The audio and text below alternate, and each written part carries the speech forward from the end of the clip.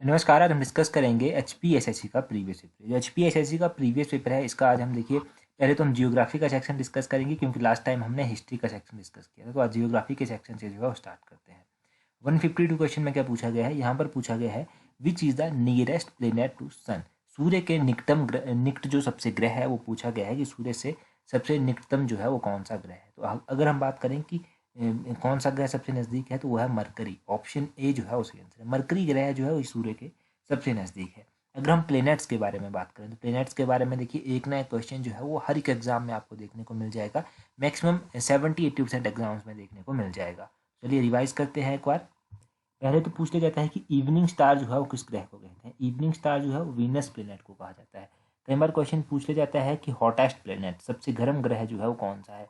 सबसे गर्म ग्रह जो है ये भी वीनस ही है। मॉर्निंग स्टार किसको कहते हैं, मॉर्निंग स्टार जो है ये भी वीनस को ही कहा जाता है।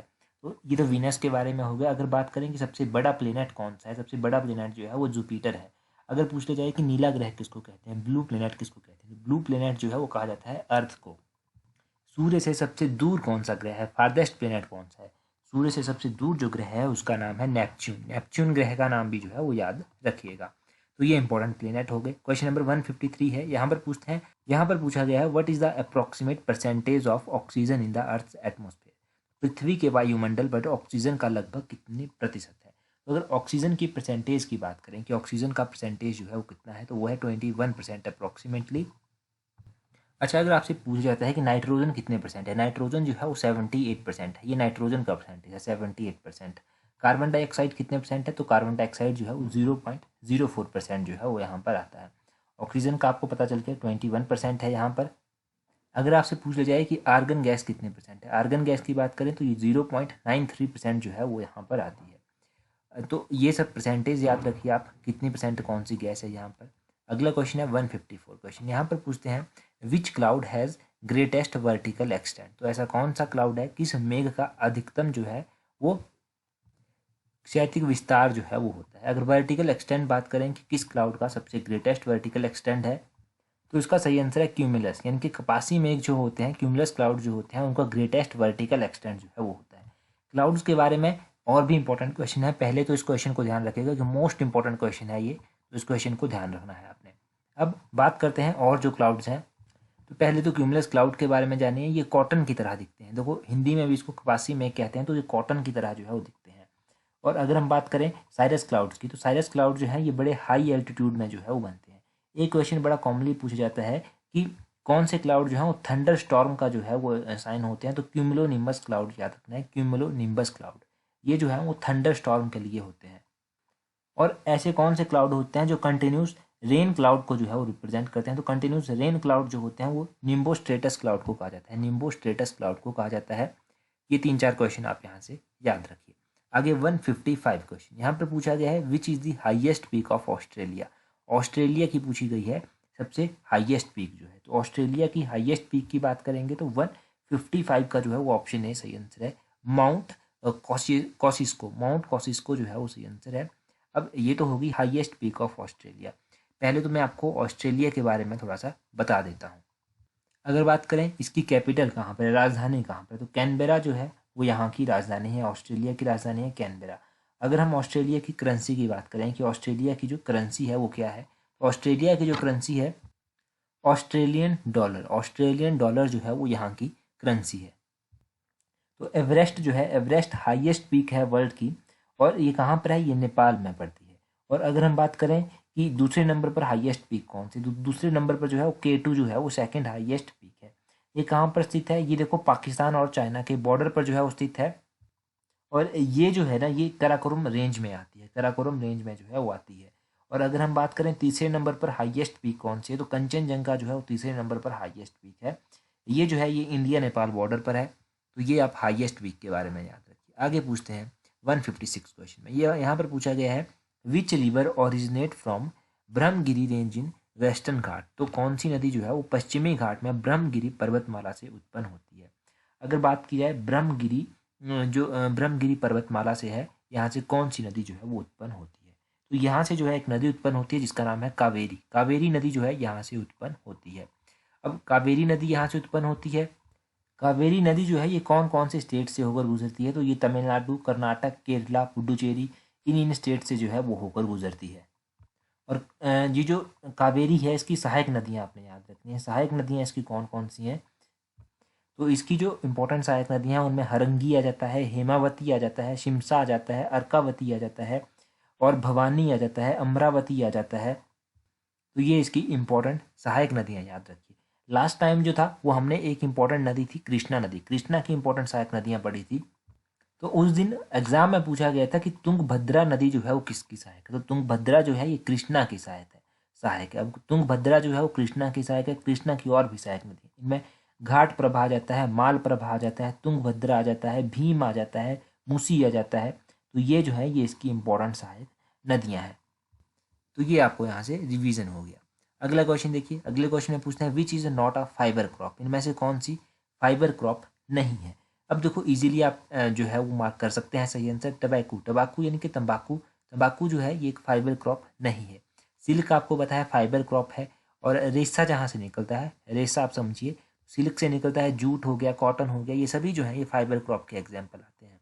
परंतु ये जो है टबैकू जो है ये एक फाइबर क्रॉप नहीं है। क्रॉप्स की बात करें तो यहाँ पर जो है वो राबी क्रॉप आती हैं, खरीफ क्रॉप आती हैं। राबी और खरीफ क्रॉप के बारे में भी क्वेश्चन जो है एग्जाम में पूछे गए हैं। तो खरीफ क्रॉप के एग्जाम्पल आप याद रखिएगा कि इसमें राइस आ जाता है, बाजरा आ जाता है, कॉटन आ जाता है, मेज आ जाता है, सोयाबीन आ जाता है। ये खरीफ क्रॉप के एग्जाम्पल है, खरीफ क्रॉप। और रबी क्रॉप की बात करें तो रबी क्रॉप के एग्जाम्पल हैं, इसमें व्हीट आ जाता है, बार्ले आ जाता है, पल्सीज आ जाता है, मस्टर्ड आ जाता है, ओट्स आ जाता है। ये सभी जो है वो राबी क्रॉप्स के एग्जाम्पल है। तो ये राबी क्रॉप्स के एग्जाम्पल आपने याद रखने हैं। और ये जो खरीफ खरीफ की फसलें होती हैं ना, खरीफ की फसलें ये मई के महीने में ना स्पेशली जो है वो उगाई जाती हैं। और ये जो रबी की क्रॉप्स होती हैं ये अक्टूबर नवंबर के महीने में अप्रोक्सीमेटली जो है वो उगाई जाती हैं। ये भी ध्यान रखिए। तो हो सकता है यही इस तरह से क्वेश्चन पूछ ले जाए। नेक्स्ट क्वेश्चन देखिए 158 क्वेश्चन काफ़ी इंपॉर्टेंट है। यहाँ पर पूछा गया है which schedule of Indian constitution deals with the allocation of seats in the Rajya Sabha? ये क्वेश्चन देखो एक बार टीजीटी में भी पूछा गया था और भी कई एग्जाम्स में जो है पूछा गया है। यहाँ पर पूछा गया है कि भारतीय संविधान की कौन सी अनुसूची जो है वो राज्यसभा में सीटों के आवंटन से संबंधित है? तो ये है फोर्थ शेड्यूल। फोर्थ शेड्यूल जो है वो बात करता है allocation of seats in the Rajya Sabha. Rajya Sabha में ये सीट्स को लेकर बात करता है। ये जो हमारा इंडियन कॉन्स्टिट्यूशन है ना इसमें 12 शेड्यूल दिए गए हैं।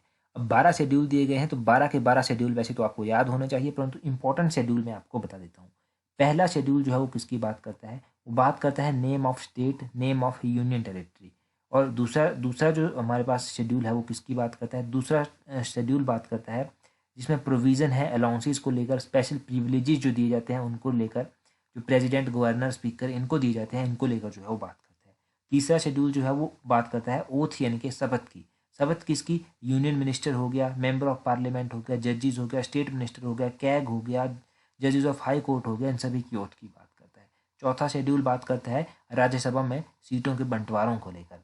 और अगर हम बात करें छठे शेड्यूल की तो छठा शेड्यूल बात करता है कि जो स्पेशल प्रोविज़न दिए गए हैं ट्राइबल एरिया असम, मेघालय, मिजोरम, त्रिपुरा को। और अगर हम बात करें एट्थ शेड्यूल की तो एट्थ शेड्यूल जो है वो किसकी बात करता है? एट्थ शेड्यूल जो है वो बात करता है लैंग्वेजेस की। एट्थ शेड्यूल में जो है वो टोटल कितनी लैंग्वेजेस हैं? एट्थ शेड्यूल में जो है टोटल 22 लैंग्वेजेस हैं, 22 लैंग्वेजेस हैं। ये क्वेश्चन भी एग्जाम में पूछा जाता है। और उसके बाद tenth schedule most important. Tenth schedule देखो एंटी डिफेक्शन से संबंधित है, एंटी डिफेक्शन से संबंधित है। अगर 11 नंबर शेड्यूल की बात करें तो ये पंचायतों के बारे में बात करता है। 73rd कॉन्स्टिट्यूशनल अमेंडमेंट जो है वो भी पंचायतों के बारे में बात करती है। तो ये सब इंपॉर्टेंट शेड्यूल मैंने आपको बता दिए। वैसे 12 के 12 आप याद कर लीजिएगा, परंतु मैंने जो एग्जाम में बहुत बार पूछी गई हैं चीज़ें वो आपको बता दी। 159 क्वेश्चन देखिए, यहाँ पर पूछा गया है राइट टू इक्वलिटी इज आ। तो राइट टू इक्वलिटी जो है वो किस तरह का राइट है? ये एक आपका फंडामेंटल राइट है। तो ये फंडामेंटल राइट की श्रेणी में आता है राइट टू इक्वलिटी। इसका ऑप्शन सी मूल अधिकार जो है वो सही आंसर है। अगर हम बात करें राइट टू इक्वलिटी की, आर्टिकल नंबर 14 से लेकर आर्टिकल नंबर 18 तक जो है वो राइट टू इक्वलिटी की बात की गई है। 14 से लेकर 18 तक राइट टू इक्वलिटी की बात की गई है। राइट टू फ्रीडम भी होता है। राइट टू फ्रीडम जो है वो आर्टिकल नंबर 19 से लेकर आर्टिकल नंबर 22 तक जो है वो आता है। राइट टू फ्रीडम 19 से लेकर 22 तक आता है। राइट अगेंस्ट एक्सप्लॉयटेशन यानी कि शोषण होता है उसका जो कोई आपका शोषण नहीं कर सकता, ये भी आपका राइट है। तो ये जो है आर्टिकल नंबर 23 और आर्टिकल नंबर 24 में जो है वो आता है। तो ये भी एक राइट है आपका। और उसके बाद right to freedom of religion, आप किसी भी धर्म को अपना सकते हैं, किसी भी धर्म को लेकर कार्य कर सकते हैं। तो ये आर्टिकल नंबर 25, 26, 27 और 28 में कहा गया है। और आर्टिकल नंबर 29 और 30 बात करते हैं कल्चरल एंड एजुकेशनल राइट। कुछ कल्चरल और एजुकेशनल राइट भी आपको दिए गए हैं। और आर्टिकल नंबर 32 आर्टिकल नंबर जो है ये बात करता है right to constitutional remedies. Right to constitutional remedies की जो है बात करता है। अगर लगता है किसी को कि उसके राइट जो है वायलेट किए जा रहे हैं, उसके राइट्स को जो है पालन नहीं किया जा रहा, तो वो सुप्रीम कोर्ट में जो है उसको लेकर जा सकता है। उसको लेकर उसके पास रिट्स भी दी गई हैं। तो रिट कितनी प्रकार की होती हैं ये आप कमेंट करके बताएंगे। टोटल नंबर ऑफ रिट कितनी है हमारे पास इंडियन कॉन्स्टिट्यूशन में, जल्दी से कमेंट करके बता दीजिए। अगला है 160 क्वेश्चन। यहाँ पर पूछा गया है in playing sitar mechanical energy changes into, जब किसी सितार को बजाया जाता है तो मैकेनिकल एनर्जी जो है वो किस में चेंज हो जाती है। देखो मैकेनिकल एनर्जी जो है उस टाइम साउंड एनर्जी में चेंज हो जाती है। तो साउंड एनर्जी जो है यहाँ पर ऑप्शन में नहीं दिया गया है, तो none of these, option D जो है वो इनमें से कोई भी नहीं सही आंसर हो जाएगा। अच्छा उसी तरह देखिए मैकेनिकल एनर्जी को ये साउंड एनर्जी में चेंज करता है। एक साउंड एनर्जी को इलेक्ट्रिकल एनर्जी में चेंज कर देता है, वो है माइक्रोफोन। माइक्रोफोन जो है वो साउंड एनर्जी को इलेक्ट्रिकल एनर्जी में चेंज करता है। डायनमो जो है वो मैकेनिकल एनर्जी को इलेक्ट्रिकल एनर्जी में चेंज कर देता है। बैटरी आपने देखी होगी, बैटरी जो है वो केमिकल एनर्जी को इलेक्ट्रिकल एनर्जी में जो है वो चेंज कर देती है। ये सारे के सारे क्वेश्चन एग्जाम में पूछे गए हैं, इनको ध्यान रखिएगा। अगला क्वेश्चन देखिए 161 क्वेश्चन। यहाँ पर पूछा गया है which is used in photography. Photography में जो है वो कौन सा प्रयोग किया जाता है इनमें से। अगर फोटोग्राफी में बात की जाए तो सिट्रिक एसिड तो बिल्कुल यूज़ नहीं किया जाएगा। अगर बात करें टार्टरिक एसिड की तो ये भी यूज़ नहीं किया जाएगा। तो इनमें से कौन सा एसिड हुआ फिर जो यूज़ किया जाएगा, तो ऑक्जेलिक एसिड जो है वो फोटोग्राफी में यूज़ किया जाता है। मेलिस एसिड जो है ये भी यूज़ नहीं किया जाएगा, मैलिक एसिड भी यहाँ पर यूज़ नहीं किया जाता है। अच्छा फोटोग्राफी की बात कर रहे थे, यहाँ पर जो है ऑक्जेलिक एसिड जो है वो यूज़ किया जाता है। क्वेश्चन पूछा जाता है कि जब कोई चींटी आपको काट लेती है तो कौन सा एसिड जो है वो छोड़ती है। अगर चींटी की बात करें तो चींटी जो है वो काट लेती है तो मिथेनोइक एसिड होता है, मिथेनोइक एसिड जो है वो उस टाइम छोड़ती है। जो आपके खट्टे फ्रूट होते हैं, सिट्रस फ्रूट होते हैं आपके, उनमें कौन सा एसिड होता है, तो उनमें जो है वो सिट्रिक एसिड होता है। ये सिट्रिक एसिड जो है वहाँ पर पाया जाता है। तो ये 2-3 क्वेश्चन एसिड से रिलेटेड याद रखिए, ये क्वेश्चन इंपॉर्टेंट है। अगला क्वेश्चन देखिए, यहाँ पर पूछा गया है small pox is caused bye, ये जो चेचक रोग होता है ये क्या कैसे होता है। चेचक रोग की बात करें तो चेचक रोग जो है ये एक वायरस है, वायरस के कारण जो है ये होता है। ऑप्शन डी जो है वो सही आंसर होगा। अच्छा कोई वायरस तो होगा ना जिसके कारण ये होता है, तो एक वेरियोला वायरस होता है, वेरियोला वायरस के कारण जो है ये होता है। अब देखो वायरस तो ये हो गया, इसके कुछ तो कारण होंगे जिनके कारण ये होगा। देखो अगर कोई जिस जिस इंसान को चेचक रोग हुआ है ना, अगर कोई उसके कांटेक्ट में सीधे रूप में जाता है ना, तो उसको ये रोग हो जाता है। और अगर कोई दूषित वस्तुओं के माध्यम से जो है उनके कांटेक्ट में आ जाता है तो वहाँ से भी ये फैल जाता है। कई बार तो ये अप्रत्यक्ष रूप से भी माना गया है कि अप्रत्यक्ष रूप से जो है ये फैल जाता है। तो ये अलग अलग कारण है इसके फैलने के, ये तो एग्जाम में नहीं पूछे जाएंगे, बस general knowledge point of view से जो है हमने ये डिस्कस कर लिए। अच्छा वायरस की बात हुई है ना, तो कोविड वायरस का नाम मेरे माइंड में आया। कोविड वायरस के बारे में मुझे आप एक क्वेश्चन का आंसर कमेंट करके बताइए कि हिमाचल में जो है वो इसका पहला केस कब आया था। मैंने कई बार अपनी वीडियोज़ में आपको बताया है कि पहला केस इसका कब आया था। आज आप कमेंट करके बता दीजिए। अगर आपको नहीं आता तो अगले कल इनके आने वाली जो वीडियो होगी हमारी, उसमें हम इस क्वेश्चन के आंसर को जो है वो डिस्कस करेंगे। और अगर अभी तक आपने हमें टेलीग्राम पर ज्वाइन नहीं किया है ना, तो टेलीग्राम पर ज्वाइन कर लीजिएगा। टेलीग्राम पर आपको इंपॉर्टेंट वीडियोज़ की नोटिफिकेशन, क्विजीज सब कुछ टाइम टू टाइम जो है दे दिया जाता है। और मोस्ट इंपॉर्टेंट जो भी इंपॉर्टेंट नोटिफिकेशन हिमाचल की आती है ना, वो आपको टेलीग्राम पर मिल जाएगी। टेलीग्राम का लिंक नीचे डिस्क्रिप्शन बॉक्स में है। अदरवाइज इस तरह से सर्च कीजिएगा अपने टेलीग्राम से @allexam30 पर। अपने टेलीग्राम से इस तरह से सर्च कीजिएगा, आपको ईजिली हमारा चैनल जो है वो मिल जाएगा।